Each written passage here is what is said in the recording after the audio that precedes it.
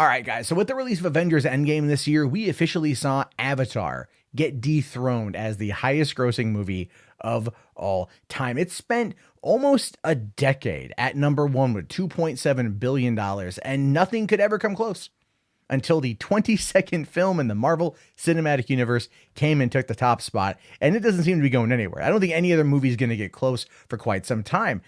But apparently, Cameron's feeling a little bit positive. He's feeling a little bit motivated about Avatar 2 and Avatar 3 as if they could potentially come out and usurp Avengers Endgame. And the question I have to you is it possible? Now, a lot of you are already getting ready to go no in the comment section, which is great. But before you do that, click that like button, hit that subscribe, hit that bell, because YouTube is not notifying people very often of the content. I had a video go out last night. I got notified for it an hour ago, over 16 hours later. So yeah, welcome to the world we're in right now. This is what we have to do. Anyway, plug aside. James Cameron says that Avengers Endgame beating his box office record gives him hope for his Avatar sequels, which is kind of a bold thing to say, but as I have learned over the years, and I think many people out there agree with me on this one, don't bet against Cameron. Never bet against Cameron. He is a master at what he does, and he knows exactly what he's doing, and he knows exactly how to make it work. So it says here that Cameron has held on the top spot of the box office charts for more than 20 years. First with 1997's Titanic, then overtaking his own record with Avatar. So there's a chip on his shoulder when it comes to ego, when it comes to maintaining the top spot. And if anyone is going to take over Endgame, it is going to be a Cameron film. I don't think even Spielberg at this point, as amazing as he is, could even remotely come close to that. So it turns out that he's actually okay with it because he views it as a good sign for the possibilities of Avatar 2. In an interview with Deadline, the filmmaker behind some of the largest movies in history explains how he really feels about being leapfrogged by a Marvel movie at the box office, saying, "It gives me a lot of hope. Avengers Endgame is demonstrable proof that people will still go to movie theaters. The thing that scared me the most about making Avatar 2 and Avatar 3 was that the market might have shifted so much that it was simply no longer possible to get people that excited about going and sitting in a dark room with a bunch of strangers to watch something. Will Avatar 2 and 3 be able to create the success in the zeitgeist? Who knows? We're trying. Maybe we do, maybe we don't. But the point is, it's still possible." And that it's kind of an odd statement, if I'm being honest with you, because is it possible? I mean, look, Avatar was one movie. It was one movie that grossed 2.7 billion. And then here comes Endgame. Endgame is the culmination of 11 years of storytelling. I mean, if you don't count Far From Home, essentially. It wrapped up a lot of storylines. It gave us a conclusion, a satisfying conclusion to a few of our favorite characters. And it doing as well as it did came predominantly from fan loyalty and fan love.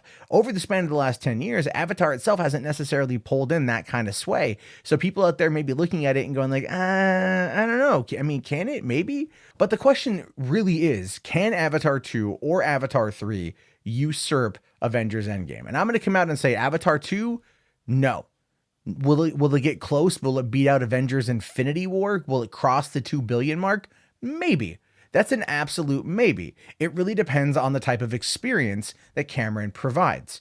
And if Avatar 3 is something people are super hyped for, and it also creates an amazing experience, then yes, I think it's possible for it to absolutely positively end up working in Cameron's favor. But it's a very, very, very large uphill battle. I'll let you guys know why. Look at It Chapter 1, It Chapter 2. It Chapter 1 dropped September, a dead month traditionally, 2017, over $700 million worldwide, fantastically reviewed, fantastically scored. Everyone loved it.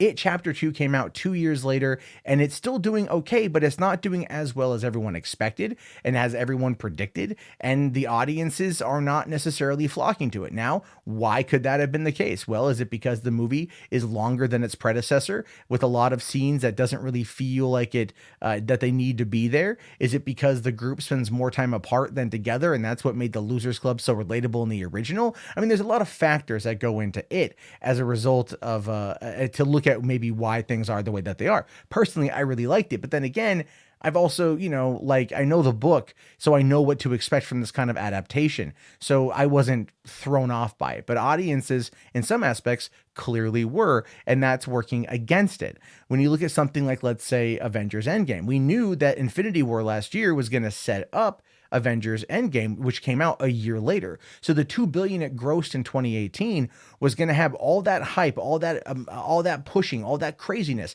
that was going to slingshot Endgame due to the emotional resonance that people have with the characters and the love for the characters and the setting and the world and everything else. Avatar doesn't have that now. 10 years is a long time in between sequels, especially to a movie that a lot of people can't even really remember the name of the lead character. It was Jake Sully, by the way. It's like unobtainium was what they were mining on Pandora. The Natiri were the alien species, and of course you have, the Navi were the alien species. Natiri was Zoe Saldana's character, right? It's all coming back to me the more I think about it. But yeah, there wasn't a lot there that made you emotionally invested into what Cameron was showing us, because a lot of people looked at Avatar and they said, no, it's like Ferngully meets Dances with Wolves, or it's Pocahontas meets Dances with Wolves with a little bit of Ferngully mixed in. Like, who knows? Like, there's a lot of different things here, which is why Cameron knows that he has an uphill battle to overtake his own top spot and to overtake Avengers Endgame. He knows that.